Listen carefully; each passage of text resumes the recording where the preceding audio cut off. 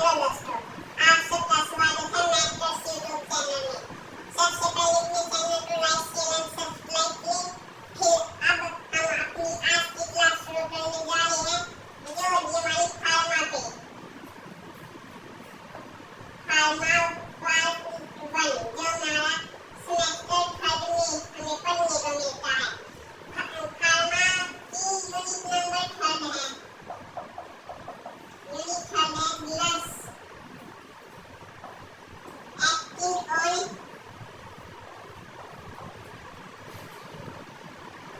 GI system, जिसको आज हम शुरू करने वाले हैं। वो रस जो GI सिस्टम गैस्ट्रोइंटेस्टाइनल सिस्टम या हमारे डाइजेस्टिव सिस्टम में यूज की जाती है, उन सभी रस के बारे में आज हम लाइन वाइज पढ़ने जा रहे हैं। तो सबसे पहले हम शुरुआत करते हैं इमेटिस से। चलो देखते हैं ये होती क्या है।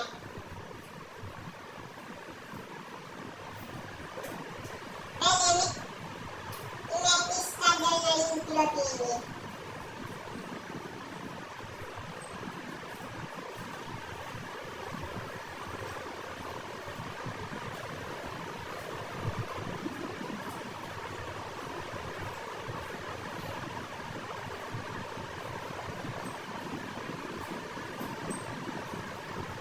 जनरली हम देखेंगे तो इमेटिस हमारी ऑर्डर जो वोमिटिंग इंड्यूस करवाती है, वोमिटिंग इंड्यूसिंग ग्लस, वो दवाइयाँ, वो ग्लस, वो मेडिसिन जो वोमिटिंग करवाती है, ये हमारी बड़ी में एक्शन करती है। एक्टोन बड़ी की मेडुला में हमारे दो सेंटर होती है, वोमिटिंग सेंटर और सीटीजेड। इन दोनों क्या एक्टिवेशन करके ये वोमिटिंग इंड्यूस करवाती है। ये इमेटिस के बारे में थोड़ी जनरल नॉलेज जो पहले में मैंने आपको दी है, क्योंकि अब आपको टॉपिक बिल्कुल अच्छे से क्लियर होता चलेगा। चलो स्टार्ट करते अपना टॉपिक।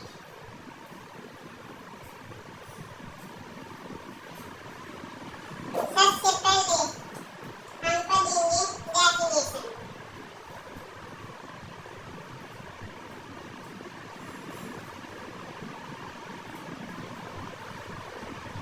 डेफिनेशन बोलो या इसके बारे में अबाउट इमेटिस। ये वर्ड इमेसिव वर्ड से मिलके बना है, मेड फ्रॉम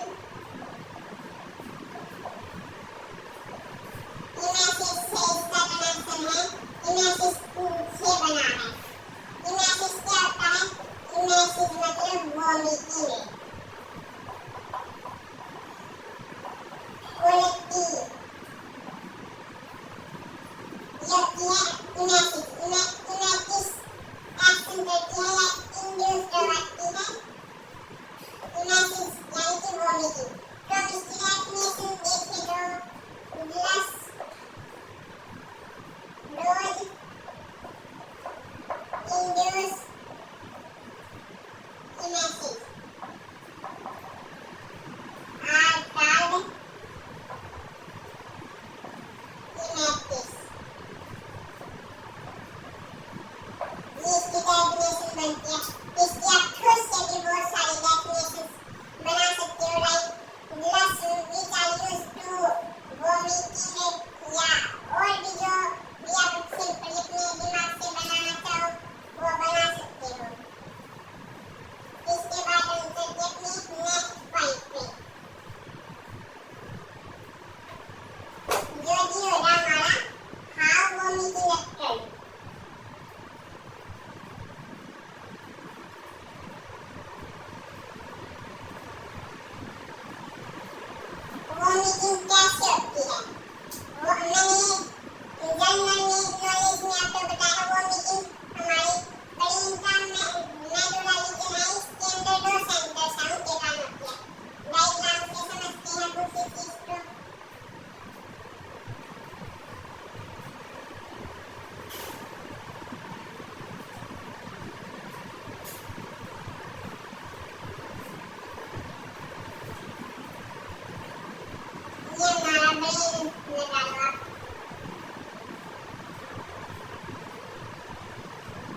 हमारे दोनों सेंटर्स हो गए।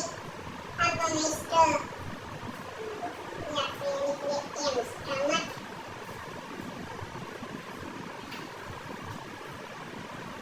ईयर और सेंस।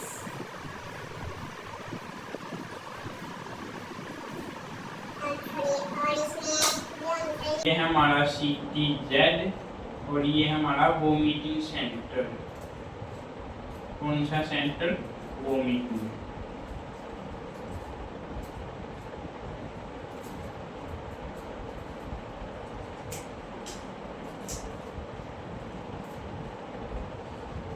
CTZ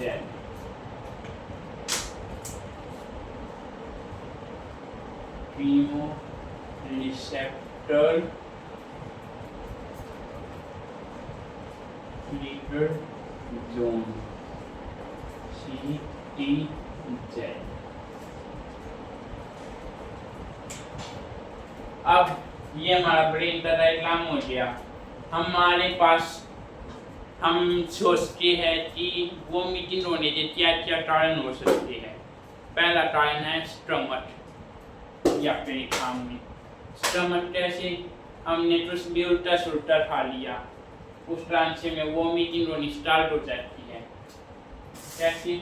मान लो ये आपका लिग्लोइड इतनी अच्छी है पर आप समझ लो जल्दी। ये स्टमक मान लो आपका, इसके अंदर सेल्स होती है। जब भी आप कुछ भी गलत चीज खा लेते हो या फिर म्यूकोसा लेयर है ना जो सेल थी उसमें इरिटेशन हो जाती है।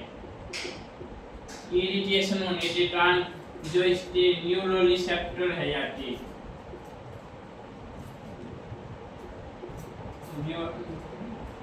न्यूरोरिसेप्टर वो एक्टिवेट हो जाते हैं। वो एक्टिवेट होने के कारण वेगस नर्व के थ्रू CTZ में सिग्नल पहुंच जाती है और CTZ वोमिटिंग सेंटर को एक्टिवेट करता है। जब भी दोबारा से देखो, जब भी आपने कुछ उल्टा सुल्टा खा लिया, जो ये आपका स्टमक है, इसकी जो इसके अंदर 4 लेयर्स होती है, म्यूकोसा, सबम्यूकोसा और तो उसकी जो सबसे निम्न लेयर है म्यूकोसा, उसमें इरिटेशन होती है। इरिटेशन होने के कारण जो या न्यूरोरिसेप्टर्स है वो एक्टिवेट हो जाती है। वो एक्टिवेट होती है वेगस नर्व के थ्रू हमारा जो ये CTZ है केमोरिसेप्टर ट्रिगर जोन है, इस तो सिग्नल पहुंचाती है।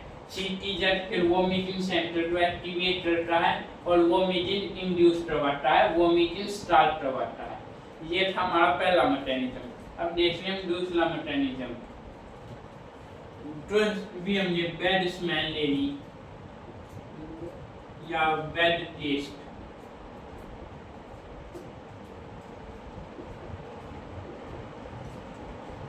पूरा कुछ भी बैड स्मेल या बैड टेस्ट के कारण भी हमारी जो हमारा CTZ एक्टिवेट होती वोमिटिंग करवाता है।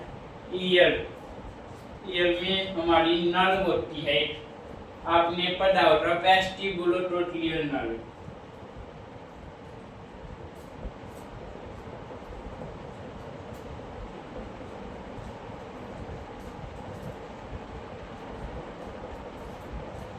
जो बॉडी बैलेंस में हेल्प करती है। ये फंक्शन हमारी वेस्टिबुलोट्रोक्लियर नर्व का बॉडी बैलेंस। ये ईयर हमारा ईयर वाला मैकेनिज्म है। जब भी हम कहीं पे घूमने जाते हैं, गाड़ी बदला में तो हमें अचानक उल्टियाँ होने लगती है, वहाँ पे ये वाला मैकेनिज्म अपना एक्शन करता है। वो जैसे हमारी कान में वेस्टिबुलोट्रोक्लियर नर्व होती है। जब भी आप मोशन में होती हो, मोशन टाइम इन मोशन आप मूव कर ले हो गाड़ी में, तो जो आपकी ये वेस्टिबुलोट्रोक्लियर नर्व है ये अपनी पोजीशन से थोड़ी हिल जाती है। और स्टेज रिलेटेड रन, इसका फंक्शन था बॉडी बैलेंस। ये खुद बैलेंस में नहीं, तो ये बॉडी का बैलेंस क्या था, मेंटेन के लिए थी, तो ये हमारे बॉडी को बीम बैलेंस कर देती है। इन मोशन वेस्टिबुलो टोटलियर नर्व इम्बैलेंस, इस ये इम्बैलेंस हो जाती है तो सीधी जेड को एक्टिवेट करती है और हमारा CTZ हमारे वोमिटिंग सेंटर को एक्टिवेट करता है।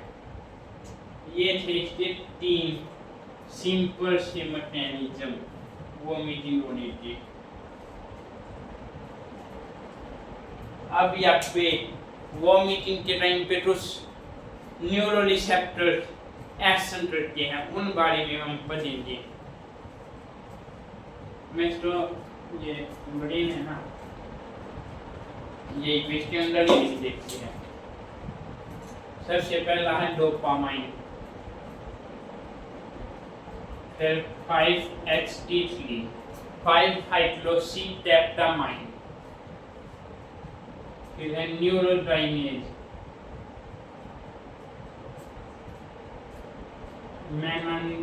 मेलोनाइन है वो शायद, 1 मिनट, हिस्टामाइन है और एक मुस्टेनाइन है,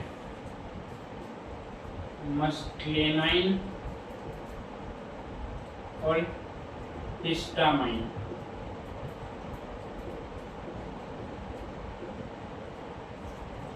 ये हमारे जो कॉमन 5 न्यूरोरिसेप्टर्स होती है, इन पे न्यूरोट्रांसमीटर एक्शन करती है।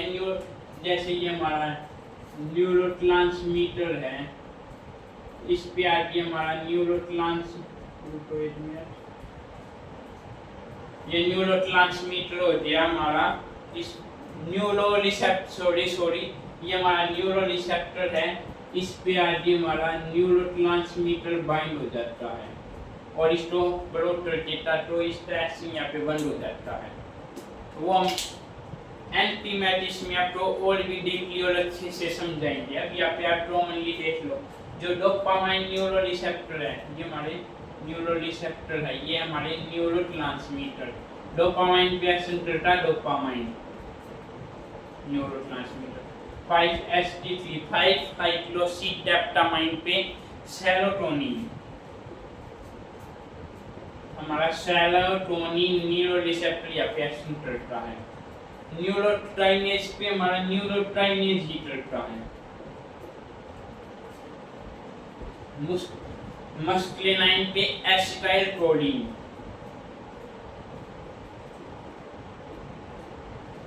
हिस्टामाइन पे सेमिस्टामाइन। ये चीज आप याद कर लेना। स्क्रीनशॉट लेना चाहते हो तो स्क्रीनशॉट ले सकते हो। फिर हम इसके बाद अपना अगला टॉपिक स्टार्ट करते हैं, मैकेनिज्म ऑफ एक्शन का। ये यहाँ पे हमने पढ़ा है वोमिटिंग होती कैसे है। अब हम ग्लस पढ़ेंगे, पहले हम ग्लस पढ़ेंगे, फिर उसका मैकेनिज्म ऑफ एक्शन पढ़ेंगे।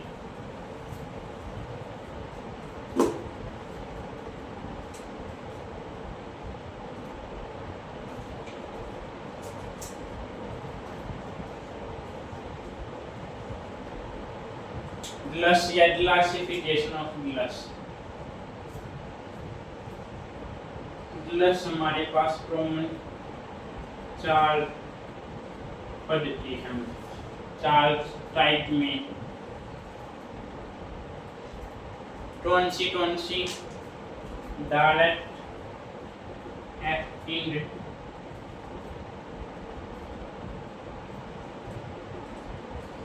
इनडायरेक्ट acting,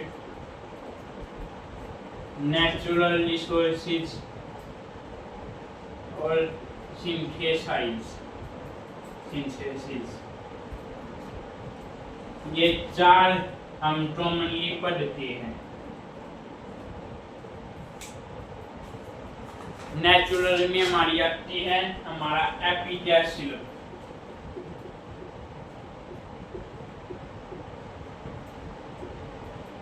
ये हम 15 से 30 ml लेते हैं प्लस वाटर। ये हम चाइल्ड, अडल्ट, ओल्ड तीनों स्टेज इसमें यूज कर सकते हैं। डायरेक्ट में आता हमारा एपिटेस सिरप, जिसको हम 15 से 30 ml और बहुत सारा बोतल के साथ मिला के लेते हैं। इसको चाइल्ड, अडल्ट और ओल्ड तीनों ले सकते हैं। इनडायरेक्ट में आता अपना एपोमोर्फिन।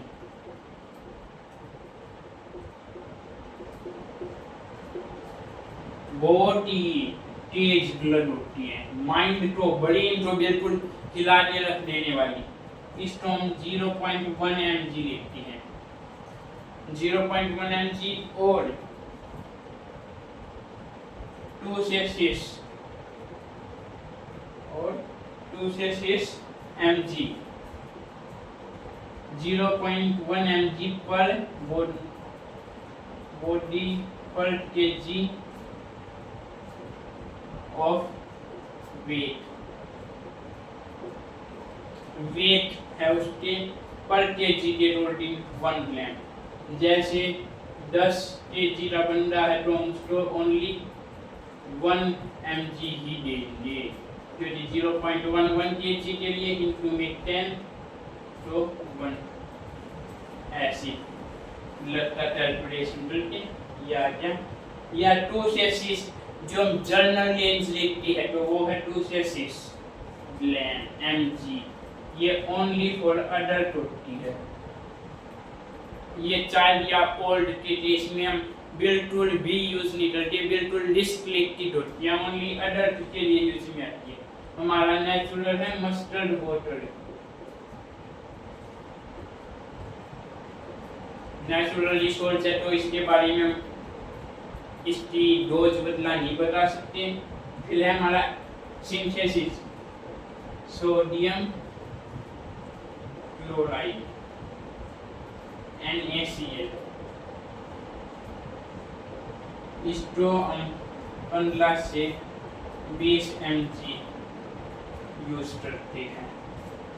यह हम मेनली अडल्ट के लिए यूज करते हैं। अडल्ट के केस में हम इसको मेनली यूज करते हैं। तो ये हमारी सभी ग्लस थी। आप इनका स्क्रीनशॉट ले सकते हो। हम एक बार फिर से रिवाइज करते हैं। डायरेक्ट एक्टिंग में हमारा एपिटेस सिरप होता है, इनडायरेक्ट में एपोमोर्फिन, नेचुरल में मस्टर्ड वाटर और सिंथेसिस में हमारा सोडियम क्लोराइड है। अब हम पढ़ते हैं मैकेनिज्म ऑफ एक्शन। ये जो हमारी ये ब्लड है हमने पढ़ा, डायरेक्ट एक्टिंग, इनडायरेक्ट एक्टिंग की एक्शन कैसे करती है वो सब अब पढ़ने जा रहे हैं।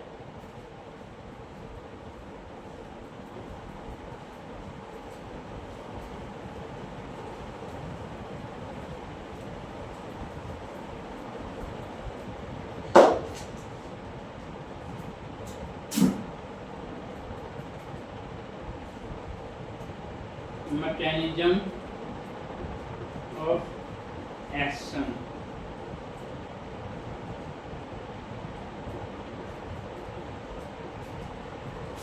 mechanism of action,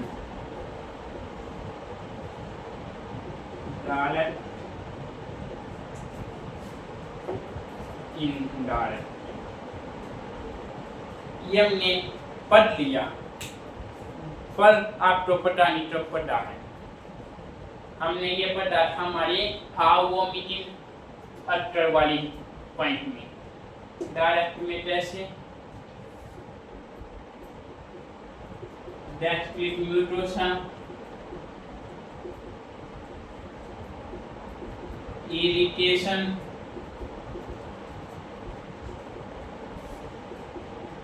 neuro receptor activation,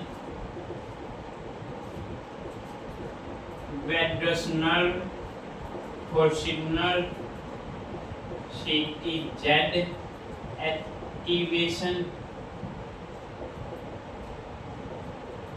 vomiting central activation,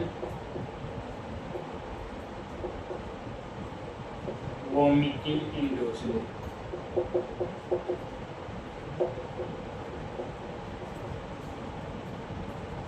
director से डेस्क्लेट म्यूडोसा उसमें इरिटेशन हो जाती है, उसके कारण जो हमारे न्यूरल रिसेप्टर है वो एक्टिवेट हो जाती है, वो वेगस नर्व के थ्रू सीटीजेड पे अपना सिग्नल पहुंचाती है, वैसे वोमिटिंग सेंटर जो सीटीजेड हमारा वो वोमिटिंग सेंटर जो एक्टिवेटर का वोमिटिंग हो जाती है, अपने आप हो जाती है। फिर आता हमारा इनडायरेक्ट। इनडायरेक्ट में ग्लस है जो वो डायरेक्ट सीटीजेड पे एक्शन करते हैं और वहाँ से वोमिटिंग सेंटर है जो हमारा फ्लो एक्टिवेट कर देते हैं। वोमिटिंग सेंटर एक्टिवेट हो गया तो हमारी वोमिटिंग इंड्यूस अपने आप हो रही। कैसे? इनडायरेक्ट हमने दवाई ली, वो सीधा हमारे ब्रेन में एक्शन ले ली, हमारे सीटीजेड को एक्टिवेट ले ली, सीटीजेड एक्टिवेट हुआ तो वोमिटिंग सेंटर को एक्टिवेट ले रहा और वोमिटिंग स्टार्ट। ये थे हमारे दोनों मैकेनिज्म ऑफ एक्शन, डायरेक्ट और इनडायरेक्ट। अब चलते हैं हम अगले टॉपिक की तरफ, इंडिकेशंस। किस चीज के इंडिकेशंस? इमेटिस के इंडिकेशंस मतलब क्यों यूज करती है, क्या किस लिए यूज की जाती है इमेटिस ग्लस। इंडिकेशन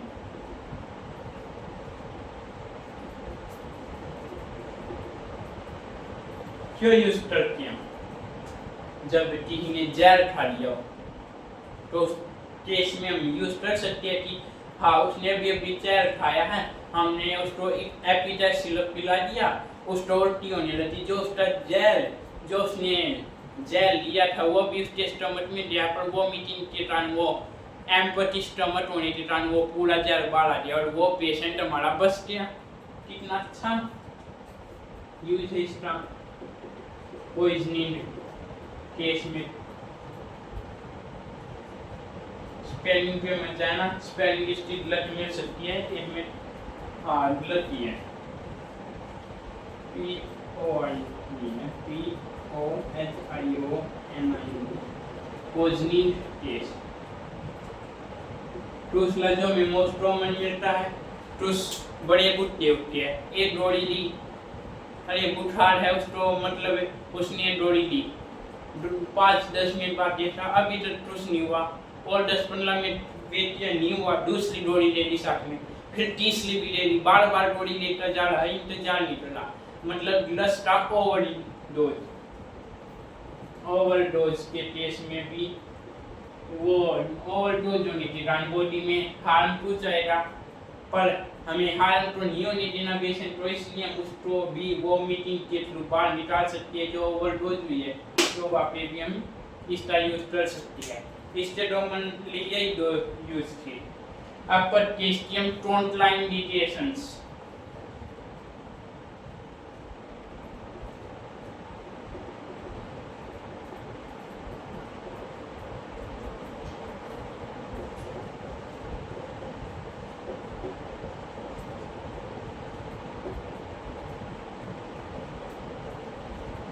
फ्रंटलाइन इंडिकेशंस क्या होती है?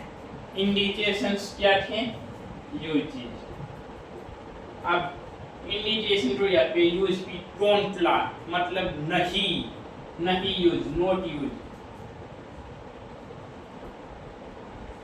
मतलब तीन केस इन विच दैट जो ब्लड हम पढ़ लिया वो that blood is restricted. Frontline indications वे सभी चीजें होती है जिन केस में हम जो हमारे ब्लड है, जैसे हमने इमेटिस पढ़ लिया तो इमेटिस को तीन केस में हम बिल्कुल भी यूज नहीं कर सकते, बिल्कुल रिस्ट्रिक्टेड है वो चीजें। सबसे पहला हमारा टोलेजियोपोइजिन,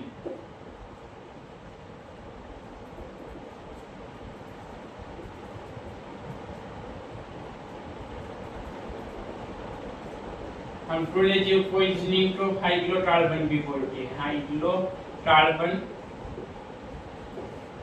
पॉइजनिंग, या इन दोनों को हम पैथलोरियम भी बोलते हैं, पैथलोरियम पॉइजनिंग के केस में हम इमेटिस का यूज नहीं कर सकते हैं, ये हमारे लिए बहुत ही हार्मफुल होता है। दूसरा अनकॉन्शियस पेशेंट है हमारा पेशेंट पहले कॉन्शियस नहीं है, ऊपर से हम उसको इमेटिस दे देंगे तो वो उल्टी करने की बजाय उसको ठुट बेठुट नींद करके उसको और भी ज़्यादा या बड़ी प्रॉब्लम हो सकती है। वो पेशेंट जिसका एयरवे ब्लॉक हो,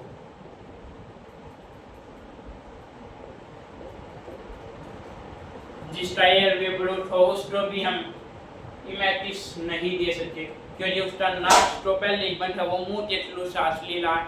हमने इमेटिस दे दी, वो मुंह के थ्रू सांस ले रहा और मुंह के थ्रू उल्टी आ रही है, तो वो सांस के साथ उसके फेफड़ों में, लंग्स में भी जा सकती है और उसको अफेक्ट कर सकती है। इसलिए हम इमेटिस का यूज नहीं करेंगे। किस केस में? एयरवे ब्लॉकेज के केस में। हमारा फोर्थ है सीजर।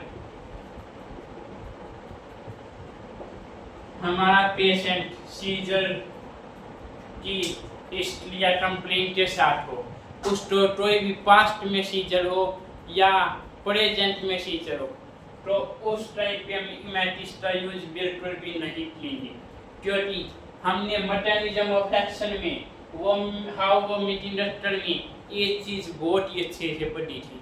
जितनी भी हमारी इमेटिस है, एपिटासिलम, एपोमोर्फिन, ये सभी हमारे डायरेक्ट प्लेन पे एक्शन करती है, मेडुला लीजन पे एक्शन करती है, CTZ पे एक्शन करती है, मतलब वो ब्रेन को हिलाती है, ब्रेन पे एक्शन करती है, ब्रेन को कन्फ्यूज करती है।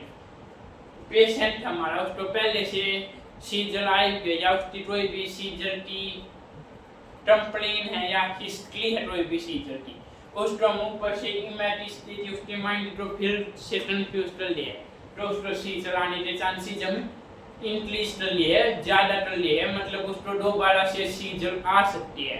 इसलिए सीजर पेशेंट को हम इमेटिस बिल्कुल भी नहीं देते।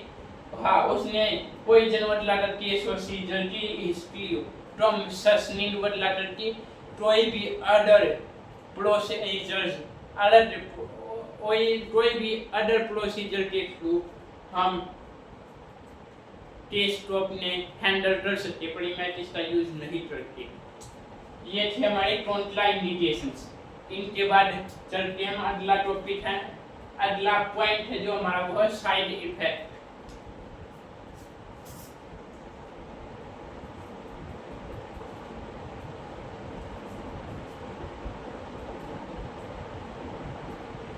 साइड इफेक्ट मतलब आप ड्रग्स का यूज टोटल है, पर उसके आपकी बॉडी पे क्या क्या साइड इफेक्ट है वो पढ़ेंगे। मतलब थोड़ी ज़्यादा हमारे इमेटिस लेने के कारण हमारी बॉडी पे ट्रस की बॉडी पे रिएक्शन के साइड इफेक्ट आते हैं, वो चीज़ें पढ़ेंगे। पहला हमारा डायरिया, हेडेक, सिर दर्द हो गया, डायरिया हो गया, हेडेक हो गया, इलेक्ट्रोलाइट इम्बैलेंस, डिहाइड्रेशन,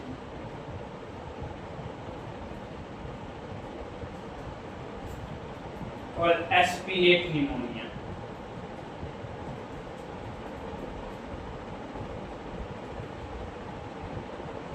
ये हमारे कॉमन से साइड इफेक्ट है इमेटिस के। कौन से? Diarrhoea, headache, electrolyte imbalance, dehydration, aspirate pneumonia. तो ये आप पे समझने की चीज है, एस्पिरेट निमोनिया होता क्या है। हमने अभी पढ़ा था एयरवे ब्लॉकेज वाले केस में, हमने यही चीज पढ़ी थी कि वो मीटिंग जो हमारा वो मीटिंग का सब्सटेंस था उसका लंग में एंटर होना एस्पिरेट निमोनिया होता है। हम वो मीटिंग टल ले और वो बाई चांस एयर वेट के कारण हमारे लंग्स में एक्यूमुलेट हो जाए, पहुंच जाए, वो हमारा एस्पिलेट निमोनिया का केस होता है। ये थे इसके साइड इफेक्ट। अब चलते हम अपने लास्ट पॉइंट की तरफ, रोल ऑफ नर्स इन इमेटिस।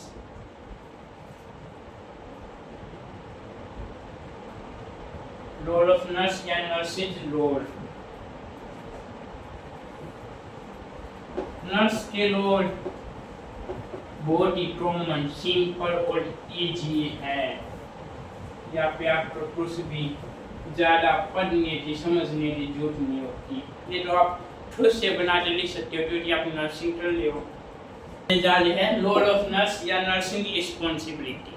तो देखते हैं इमेटिस ब्लड देखते टाइम एक नर्स की क्या क्या ड्यूटी होती है, क्या क्या उसके रोल होती है, क्या क्या उसकी रिस्पॉन्सिबिलिटी होती है। सबसे पहला है identify patient.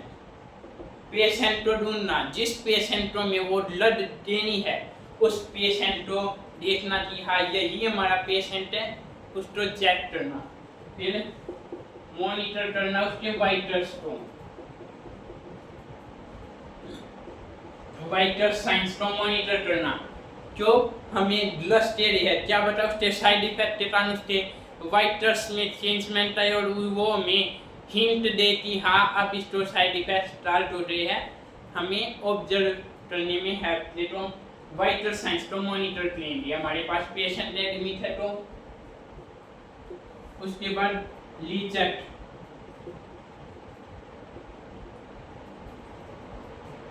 Prescription,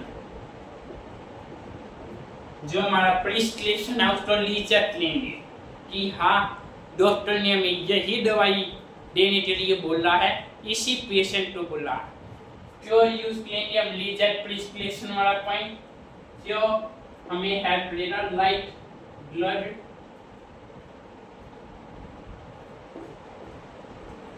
light patient, right dose, right route, right time, ये सब चेक करने में हमें हेल्प लेगा कि हम ठीक दवाई दे रही है, ठीक पेशेंट को दे रही है, ठीक अमाउंट में दे रही है, ठीक लोड से दे रही है और ठीक टाइम पे दे रही है। फिर इसके बाद हम मेडिकेशन देंगे, मेडिकेशन, और लास्ट में हम ऑब्जर्व लेंगे। क्या ऑब्जर्व लेंगे? साइड इफेक्ट, क्या क्या साइड इफेक्ट आया ये सब ऑब्जर्व लेंगे। तो ये थी हमारी इमेटिस ब्लड, जो हम जीआई सिस्टम में सबसे पहली ब्लड पढ़ी है हमने या हम देखते हैं हमारे सिलेबस में है। अब हम जल्दी से ट्रैफिक रिवीजन लेती है, फिर वीडियो तो करती है एंड डेफिनेशन। जो ब्लड वॉमिट इंटरवाइल या एमएसएस इंटरवाइल इमेटिस। हाँ वॉमिट इंटरवाइल, वॉमिटिंग कैसे होती है हमने 3 पॉइंट पर दिए थे, स्टमक, ईयर, लाइन। आप बात को समझना, स्पेलिंग को मत देखना। ईयर और हमारा लास्ट था सेंस। सीटी चेक को एक्टिवेट करेंगे, फिर वोमिटिंग सेंटर तो एक्टिवेट करेंगे, फिर हमारी वोमिटिंग बॉडी थी। फिर ग्लस, हमने इस वीडियो में ग्लस के इतनी बार नाम रिपीट किए कि अब आपके दिमाग में नाम बिल्कुल सेट हो गए होते कि हाँ हम इमेटिस के लिए कौन सी ग्लस का यूज करती है, कौन सी एपिटेट या एपिटेट सिरप, फिर है apomorphine, apomorphine, epithet syrup, apomorphine, morphine, mustard water और हमारी लास्ट है NaCl, सोडियम क्लोराइड। अब इनकी डोज कितनी यूज करती है वो आपको कमेंट बॉक्स में बतानी है। ये आपका HW होमवर्क है। मैकेनिज्म ऑफ एक्शन, हमने दो टाइप के मैकेनिज्म ऑफ एक्शन पढ़े थे, डायरेक्ट, इनडायरेक्ट। डायरेक्ट वाले में क्या था हमारा, डेस्क्लीट, म्यूटोसा, irritation, न्यूरोरिसेप्टर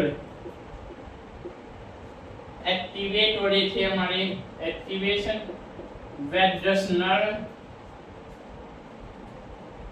CTZ activation, vomiting center activation, vomiting. और जो हमारा इनडायरेक्ट वाला था उसमें था ग्लस, CTZ activation, vomiting center, vomiting. ये थी हमारी मैकेनिज्म ऑफ एक्शन। डेस्क्लीट म्यूटोसा, वहाँ पे इरिटेशन हो रही थी, न्यूरो रिसेप्टर एक्टिवेट हो रहे थे, वेड्रस नर्व में सिग्नल जा रहा था, वो CTZ को एक्टिवेट कर रहा था, वहाँ से वोमिटिंग सेंटर एक्टिवेट हो गया, वोमिटिंग करवा रहा है। इनडायरेक्ट में क्या है, हम ग्लस का यूज कर लेते, वो हमारे CTZ को एक्टिवेट कर रहा था, वो वोमिटिंग सेंटर को, और वोमिटिंग हो रही थी। इसके बाद हमारी इंडिकेशंस, दो इंडिकेशंस है हमारे, पॉइजन और ओवरडोज। कॉन्ट्राइंडिकेशंस क्या थे, प्रोलेजिव पॉइजन, प्रोलेजिव पॉइजन के साथ और भी स्टेरर नाम पर देखे हमने तो हाइग्लोटार्बन और पेट्रोलियम पॉइजन। फिर हमें सीजर के केस में यूज नहीं करेंगे। पेशेंट हमारा अनकॉन्शियस है तो यूज नहीं करेंगे। एयरवे ब्लॉक है पेशेंट का तो हम यूज नहीं करेंगे। फिर हमारे साइड इफेक्ट क्या क्या थे इसके, साइड इफेक्ट थे हमारे diarrhoea, dehydration, electrolyte imbalance, aspirate pneumonia. Aspirate pneumonia यानी कि जो किसी भी आउटर सब्सटेंस का हमारे लंग में एक्यूमुलेट होना, लाइक वोमिटिंग सब्सटेंस का aspirate pneumonia. Lower of nerves, हमारा लास्ट टॉपिक है lower of nerves. Lower of nerves हम क्या क्या पढ़े थे, पेशेंट की आइडेंटिफिकेशन करना, फिर मॉनिटर करना उसके वाइटल साइंस को, फिर प्रिस्क्रिप्शन को चेक करना, प्रिस्क्रिप्शन को चेक करने के बाद हमें मेडिकेशन करना और फिर ऑब्जर्व करना साइड इफेक्ट आ रहे हैं। यानी इसमें हमारे ये 5 पॉइंट हो गए थे, हम 7वां पॉइंट हमारा जो पोस्ट हम वहाँ पे मिस कर रहे थे उसके लिए सॉरी। 7वां पॉइंट हमारा डॉक्यूमेंटेशन का जो कि बहुत इम्पोर्टेंट है, नेसेसरी है, क्योंकि आपने ग्लस तो फाइल में डॉक्यूमेंट नहीं किया तो जो आपकी शिफ्ट के बाद अगली शिफ्ट वाली नर्स है या वाला नर्स है वो भी पेशेंट को ग्लस दोबारा से दे देगा, जिसके कारण ओवरडोज का केस बन जाएगा। तो डॉक्यूमेंट करना बहुत ही जरूरी है। ब्लड दे उसको डॉक्यूमेंट करके अपना साइन और टाइम डेट भी लिखना होता है। तो ये थे हमारे सभी इमेट्रिस ब्लड। आपको वीडियो अच्छी लगी तो लाइक शेयर एंड सब्सक्राइब करें। इसके बाद हम अगले वीडियो लेके आएंगे एंटी इमेट्रिस ब्लड पे, जो जीआई सिस्टम का अगला ब्लड है। वीडियो का नोटिफिकेशन जल्दी से पाने के लिए अपने यूट्यूब चैनल मैथलस का सब्सक्राइब बटन के साथ में बेल आइकन को जरूर प्रेस करें। तो थैंक यू, बाय बाय।